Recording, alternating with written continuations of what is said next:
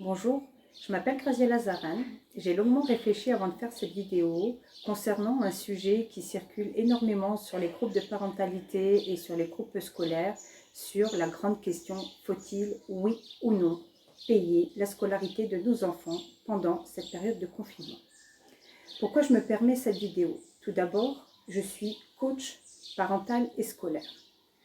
Ma position fait que je suis à proximité des parents et également à proximité des enseignants. À cette casquette vient s'ajouter mon rôle de responsable pédagogique en tant que consultante au sein d'une école. Donc ma fonction me permet d'avoir une vue d'ensemble et je suis bien évidemment, comme vous tous, un parent d'élèves avec 2 enfants qui sont scolarisés. Le but de cette vidéo, c'est absolument pas de vous donner la réponse s'il faut oui ou non payer l'école, mais cette vidéo, c'est pour que nous puissions tout simplement regarder ensemble et voir ensemble la lucarne de chacun. Donc, dans cette situation de pandémie, tout le monde est un petit peu dans le questionnement, tout le monde est un petit peu dans la panique, dans la peur de demain. Déjà, avant de regarder demain, il faut déjà qu'on regarde maintenant la situation telle qu'elle est. Donc, ces questionnements-là, s'ils sont arrivés, c'est qu'ils sont issus d'une peur de beaucoup de personnes. Alors, on va commencer de manière graduelle, on va déjà se mettre dans la position des parents. Donc, il faut savoir que déjà, dans les familles, il y a plusieurs catégories socio-professionnelles. Donc, on va passer du chef d'entreprise au travailleur informel. Donc, il faut savoir déjà que sur ce point-là, les parents ne sont pas tous égaux par rapport à leur situation. Et encore, dans les chefs d'entreprise, on va avoir celui qui va pouvoir garantir un certain fonds de roulement, pouvoir garantir le salaire de ses salariés, pouvoir garantir une continuité de son activité. Et il y a d'autres, par rapport à leur activité professionnelle, qui se retrouvent directement en arrêt brutal de l'activité. Et cela, bien sûr, compte sur les aides de l'État.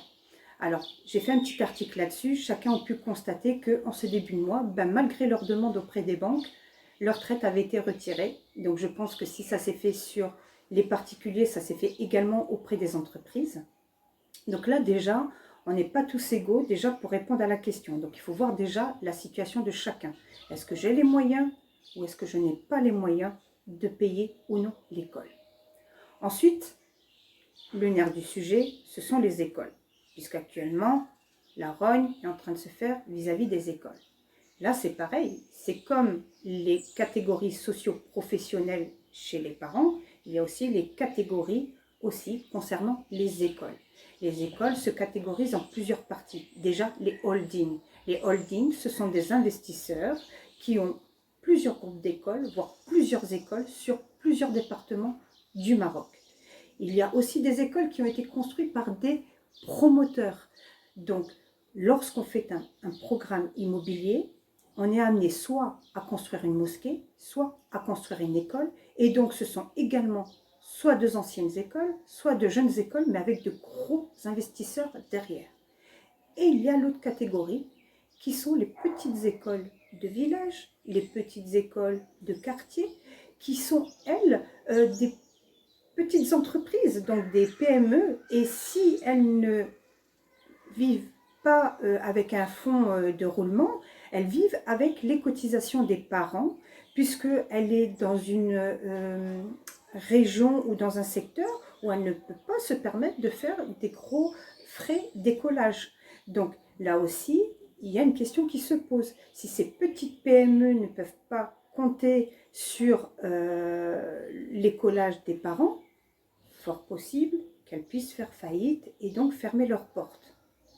Donc là, c'est une situation aussi à prendre en compte. Et au milieu de ça, il y a les enseignants. Donc les enseignants, elles, sont actuellement dans une situation aussi qui n'est pas très très agréable, dans la mesure où ils étaient dans l'obligation de poursuivre les cours avec leurs moyens, puisqu'il faut savoir que ce sont 2 métiers complètement différents. Un enseignant présentiel dans une classe n'est pas un enseignant e-learning, qui est une autre profession qui nécessite beaucoup de formation et une certaine maîtrise de l'outil informatique et pédagogique.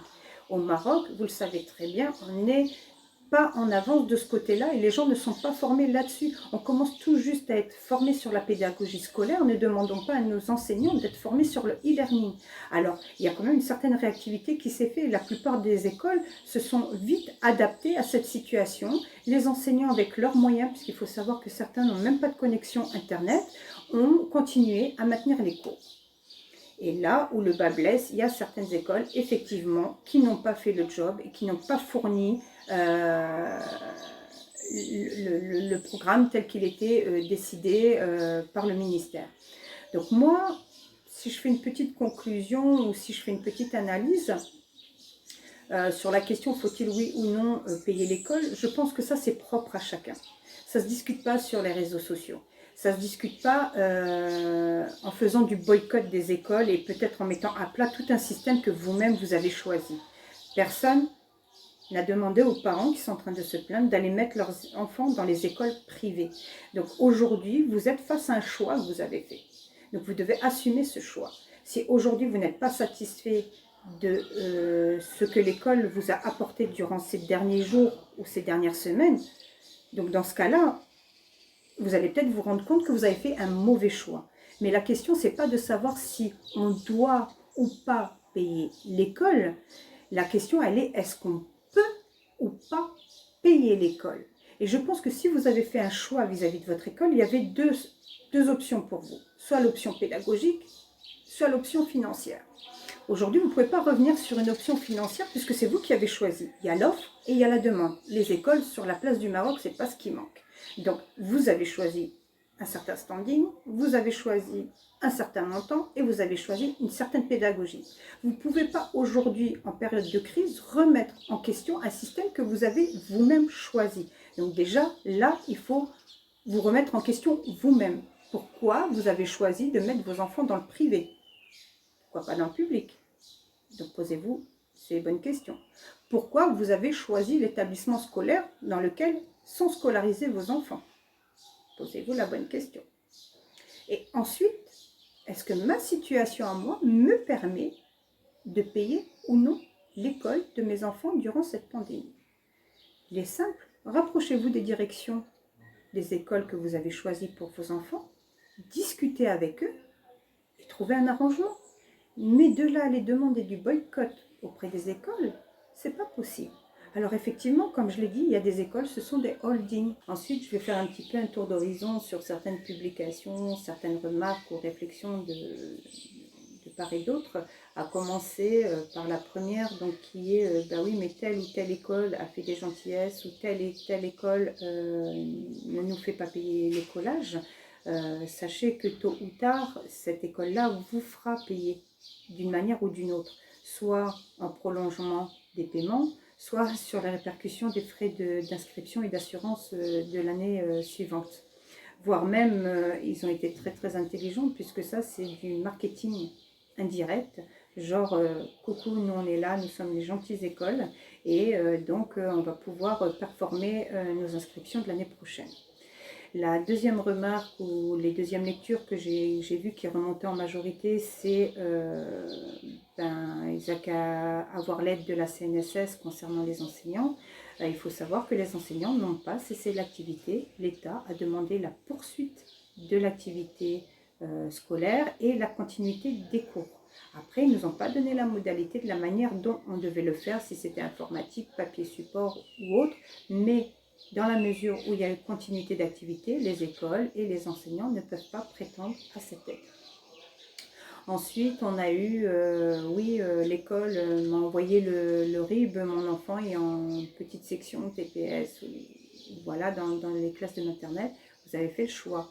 Vous avez fait un choix une fois de plus, soit du nourrice, soit de l'école. À partir du moment où vous avez adhéré à une école, vous avez adhéré également à un système. Donc si l'école a continué à alimenter les supports pédagogiques, peu importe la manière dont elle l'a fait, mais elle peut justifier qu'elle a poursuivi le support pédagogique, vous êtes dans l'obligation de payer l'école puisque la maîtresse et l'école nécessitent également ces frais de fonctionnement. Voilà, je ne sais pas si cette vidéo va servir à quelque chose. En tout cas, il me tenait à cœur de la faire. Je vous remercie à tous de m'avoir suivi et que Dieu nous préserve tous et nous donne la patience pour nous sortir de cette situation et en bonne santé.